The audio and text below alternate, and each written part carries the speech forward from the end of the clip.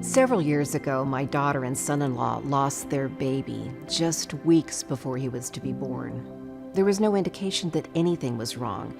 And after my daughter delivered his still little being, there was no explaining why he didn't survive, except that he just came too early to survive in this world.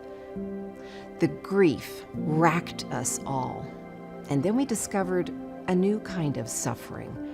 There is no specific word in the English language to describe a parent who has lost a child.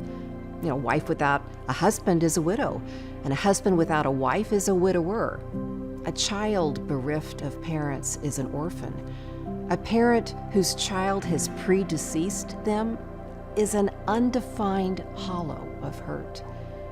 Miscarriage, sudden infant death, suicide, illness, accident. Death steals a child from this world and then robs the remaining parents of an expressed identity. It seemed pain was just stacking up upon pain, loss adding to loss. I found myself reflecting on the reality that God too knows this unspeakable pain. Our Heavenly Father knows such devastating grief as His only Son, Jesus, called to Him while dying on the cross. "Father, into your hands I commit my spirit," in Luke chapter 23, verse 46. God was Father before Jesus' earthly birth and remained Father when Jesus released His final breath. God continued as Father when the still body of His Son was laid in a tomb.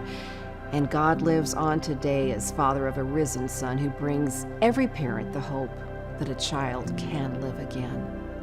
So what do you call a Heavenly Father who sacrifices His Son for humankind, for you and for me?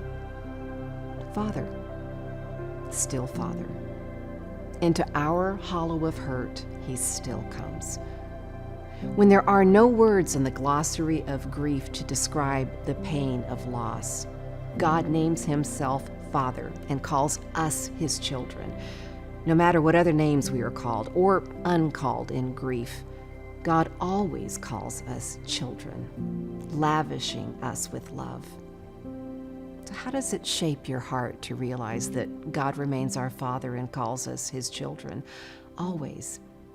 How might this thought comfort someone you know?